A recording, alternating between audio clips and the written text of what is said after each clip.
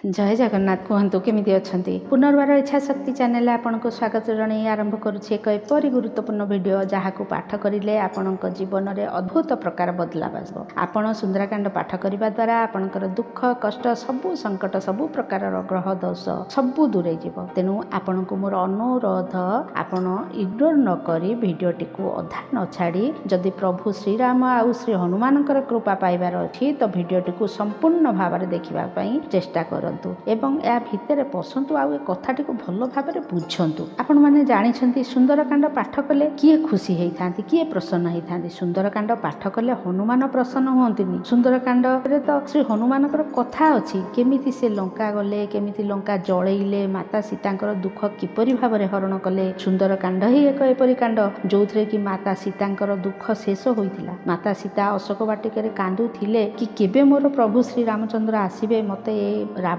ठू मुकुले नहीं जीवे। आउ सुंदरकांड रे श्री हनुमान लंका गले आउ माता सीता को खबर देले। सुंदरकांड ही एपरी कि जी माता सीता दुख दूरे देइथिले। आपण थरे भाबी करी देखंतु तो सुंदरकांड जे कि माता सीता दुख को दूर करी देइथिला आउ ता संगरे प्रभु श्री रामचंद्र दुख मध्य दूर करथिले। प्रभु श्रीराम मध्य सीता माता विरह रे दुखी थिले। जेतेबेले श्री हनुमान आसिकी माता सीता अमुक जगार अछंती मते तांकर ठिकाना जना पड़ी गला तो प्रभु श्री रामचंद्र मध्य दुख दूरे हो गला। तो सांग माने जो सुंदरकांड प्रभु श्री रामचंद्र और माता सीता दुख दूर करदेला से सुंदरकांड आपण को मध्य दुख दूरे रखिब। सुंदरकांड पढ़िले हनुमान खुशी हुंती।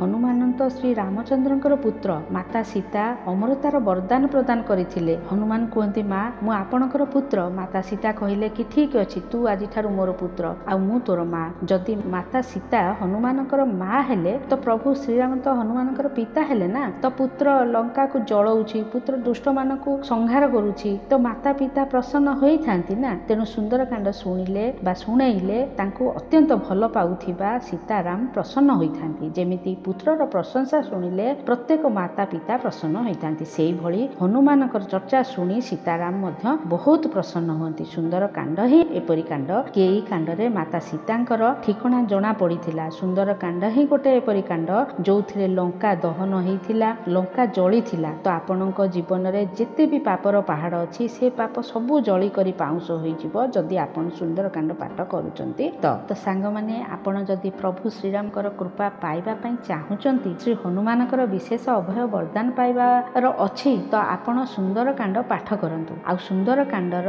जेतेबेले आपण पाठ करिवे तो आपणकर मनर सबू इच्छा सबू कामना सबू इच्छा पूरा हेबाकु लागिबो। सुंदरकांड जहा कि रामचरित मानसर पंचम सोपान। आउ सुंदरकांड रे श्री हनुमान अद्भुत गाथा वर्णना करा जायछि। तांकर बल तांकर बुद्धि सबू प्रकार गुण वर्णना करा जायछि गुणगान करा जायछि। तेणु सुंदरकांड जेतेबेले पाठ करिवे तो को सावधानी रखिबाकु पड़िबो आसंतु एबे जानिबा को ग्रह को आपण शांति करि परिबे। सुंदरकांड पाठ करिबा द्वारा आपणकर की लाभ मिलिबो ताहा मु आज आपणको एई वीडियो माध्यम रे मु जहा किछि अल्प बहुत जानिछि ताहा कहिबा पई चेष्टा करी। तो सांग माने सुंदरकांड गोटे अद्भुत पाठ जार अनुसरण करिबा परे आपणकर 100% लाभ होइथाय। सुंदरकांड शुक्ल पक्षर मंगलवार दिन संध्या समय रे करंतु शनिवार दिन सकाळ किंबा संध्या समय रे मध्य करंतु। किंतु एइठी गोटे जिनिस मु कहि रखुची कि को भी ग्रहर महादशा किंबा अंतर्दशा हो को भी ग्रह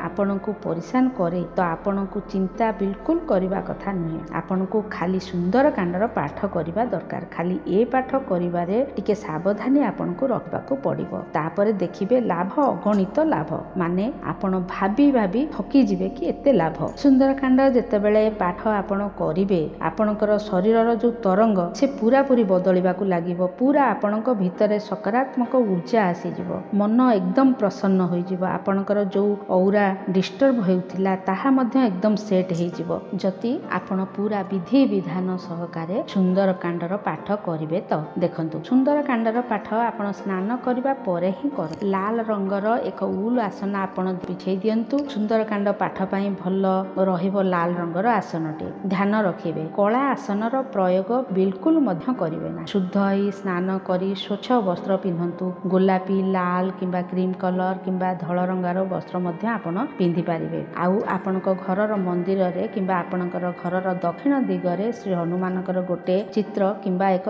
ବିଗ୍ରହ ଆପଣ ରଖିଦିଅନ୍ତୁ। ତାପରେ ଶ୍ରୀ ହନୁମାନଙ୍କର ଆଗରେ ଗୋଟେ ରାଶି ତେଲ କିମ୍ବା ଦେଶୀ ଘିଅର ଦୀପଟିଏ ଜଳାନ୍ତୁ। ତାପରେ ତମ୍ବା ଲୋଟାରେ କିମ୍ବା ଷ୍ଟିଲ୍ ଲୋଟାରେ ଶ୍ରୀ ହନୁମାନଙ୍କ ଆଗରେ ଜଳ ଭରିକିରି ରଖନ୍ତୁ। ଆଉ ଭୋଗ ପାଇଁ ଲଡୁର ଭୋଗ ଲଗେଇ ଦିଅନ୍ତୁ କିମ୍ବା ବତାସି କି ମିଶ୍ରିର ଭୋଗ ମଧ୍ୟ ଲଗେଇ ପାରିବେ। କିନ୍ତୁ ଗୋଟେ ଦୀପରେ କର୍ପୂର ଆଉ 2ଟି ଲବଙ୍ଗ ତାକୁ ଅର୍ପିତ କରିବା ପାଇଁ ଆପଣ ନିହାତି ଭାବରେ ରଖିବେ। ଏହାକୁ କୋଉ ପ୍ରକାରେ ଅର୍ପିତ କରିବେ ଏ ମଧ୍ୟ ମୁଁ ଆପଣମାନଙ୍କୁ ଆଗକୁ କହିବି। କିନ୍ତୁ ସବୁଠାରୁ ପ୍ରଥମେ ଆପଣ ଶ୍ରୀ ଗଣେଶଙ୍କୁ ଧ୍ୟାନ କରିବାକୁ ପଡ଼ିବ। ଓಂ ବକ୍ରତୁଣ୍ଡ ମହାକାୟ ସୂର୍ଯ୍ୟକୋଟି ସମପ୍ରଭ ନିର୍ବିଘ୍ନ କରମି ଦେବ ସର୍ବ କାର୍ଯ୍ୟ ସୁସର୍ବ। ଏଇଭଳି ଭାବରେ ଭଗବାନ ମଙ୍ଗଳ ମୂର୍ତ୍ତିଙ୍କର ଧ୍ୟାନ ଆପଣ ନିଶ୍ଚିନ୍ତ ଭାବରେ କରନ୍ତୁ। ନିଜର ଗୁରୁଦେବଙ୍କୁ ଆପଣ ପ୍ରଣାମ କରିବେ ଆଉ ପ୍ରଭୁ ଶ୍ରୀରାମଙ୍କର ସ୍ତୁତି ପଢ଼ିଦେବେ। ପ୍ରଭୁ ଶ୍ରୀରାମଙ୍କୁ ଆପଣ ସ୍ତୁତି ନିହାତି ପଢ଼ି ଶୁଣେଇବେ। ଏବେ ହନୁମାନଙ୍କର ସୁନ୍ଦରାକାଣ୍ଡ ଆପଣଙ୍କୁ ଆରମ୍ଭ କରିବା ପୂର୍ବରୁ ଡାହାଣ ହାତରେ ଟିକେ ଜଳ ନେଇ ସଂକଳ୍ପ କରିବେ କି ଆପଣ କୋଉଥିପାଇଁ କୋଉ କାମ ପାଇଁ କୋଉ ଜିନିଷ ପାଇଁ ଆପଣ ସୁନ୍ଦରକାଣ୍ଡ ପାଠ କରୁଛନ୍ତି। ତାପରେ ଆପଣ ସୁନ୍ଦରକାଣ୍ଡକୁ ଆରମ୍ଭ କରନ୍ତୁ। ଆଉ ମନ ଭିତରେ କୌଣସି ପ୍ରକାର ସଂଶୟ ଆସିବାକୁ ଦିଅନ୍ତୁ ନାହିଁ। ବିଲକୁଲ ଜଲ୍ଦିବାଜିରେ ଆପଣ ଏଇ ପାଠକୁ କରନ୍ତୁ ନାହିଁ। ଆରାମ ଏବଂ ଧୀରେ ଧୀରେ ଆପଣ ଏଇ ପାଠକୁ କରିଚାଲନ୍ତୁ। ତାପରେ ଯେତେବେଳେ ଏ ପାଠ ସମାପନ ହେଇଯିବ ପୁଣି ଥରେ ଆପଣଙ୍କୁ ଶ୍ରୀରାମଙ୍କ ଧ୍ୟାନ କରିବାକୁ ପଡ଼ିବ। ମନେ ରଖନ୍ତୁ ସୁନ୍ଦରକାଣ୍ଡର ପୁସ୍ତକକୁ ଆପଣ ଏକ ଲାଲ କପଡ଼ାରେ ଯତ୍ନ ସହକାରେ ଗୁଡ଼େଇ କରି ଭଲ ଜାଗାରେ ପରିଷ୍କାର ପରିଚ୍ଛନ୍ନ ଜାଗାରେ ଆପଣ ରଖିଦିଅନ୍ତୁ। ଏହା ସହିତ ଶ୍ରୀ ହନୁମାନଙ୍କୁ ଯେଉଁ ଆପଣ ଲଡୁ ରଖିଥିବେ ନୈବେଦ୍ୟ ପାଇଁ ରଖିଥିଲେ ତାକୁ ଭୋଗ ଲଗାନ୍ତୁ। ଆଉ ମାଟି ଦୀପରେ ଯେଉଁ କର୍ପୂର ଆଉ ଲବଙ୍ଗ ରଖିଥିଲେ ସେ କର୍ପୂର ଜଳାନ୍ତୁ। ଆଉ ସେଥିରେ 2ଟି ଲବଙ୍ଗ ଶ୍ରୀରାମ ଜୟ ରାମ ଜପ କରି ସେ ଲବଙ୍ଗକୁ କର୍ପୂର ସହିତ ଜଳେଇ ଦିଅନ୍ତୁ। ଯେତେବେଳେ ପୁରା ଭଲ ଭାବରେ ଲବଙ୍ଗ ଜଳିଯିବ ତ ସେଇ ଭସ୍ମର ତିଲକ କରି ଆପଣ କୋଉ ବି କାମ ପାଇଁ ଯାଆନ୍ତୁ। ଆପଣ କେବେ ବି ଦେଖିବେ ଆପଣ କେବେ ବି କୌଣସି କାମରେ ଅସଫଳତା ଲାଭ କରିବେ ନାହିଁ। ଶ୍ରୀ ହନୁମାନଙ୍କର ବିଶେଷ କୃପା ହେବ ଆଉ ଆପଣଙ୍କର କାର୍ଯ୍ୟ ନିଶ୍ଚିନ୍ତ ଭାବରେ ସଫଳ ହେବ। ତେଣୁ ଏହିପରି ବିଧିବିଧାନରେ ଆପଣ ସୁନ୍ଦରକାଣ୍ଡର ପାଠ କରନ୍ତୁ। ତମାମ ପ୍ରକାରର ନବଗ୍ରହ ଆପଣଙ୍କୁ ପରିଶାନ କରିବା ବନ୍ଦ କରିଦେବ। ତେଣିକି କୋଉ ପ୍ରକାରର ମହାଦଶା ଅନ୍ତର୍ଦଶା ହଉନା କାହିଁକି ତ ଏହି ବିଧିରେ ଯଦି ଆପଣ ପାଠ କରିବେ ଲାଭ ବହୁତ ହେବ। ତ ପ୍ରଭୁ ଶ୍ରୀରାମଙ୍କର କୃପାର ପାତ୍ର ଆପଣ ହେଇଯାଆନ୍ତୁ। ସୁଖରେ ରୁହନ୍ତୁ, ଶାନ୍ତିରେ ରୁହନ୍ତୁ। ଆଜି ପାଇଁ ଭିଡ଼ିଓଟିକୁ ଏଇଠି ଶେଷ କରିବା। ପୁଣି ଥରେ କଥା ହେବା ପର ଭିଡ଼ିଓରେ ଆଗକୁ। ସେତେବେଳେ ଯାଏ ଆପଣମାନେ ଖୁସି ରୁହନ୍ତୁ, କାର୍ଯ୍ୟରେ ବହୁତ ବ୍ୟସ୍ତ ରୁହନ୍ତୁ ଆଉ ସଦା ସର୍ବଦା ଶ୍ରୀ ଜଗନ୍ନାଥଙ୍କ କୃପାରୁ ସୁସ୍ଥ ରୁହନ୍ତୁ। ଜୟ ଜଗନ୍ନାଥ।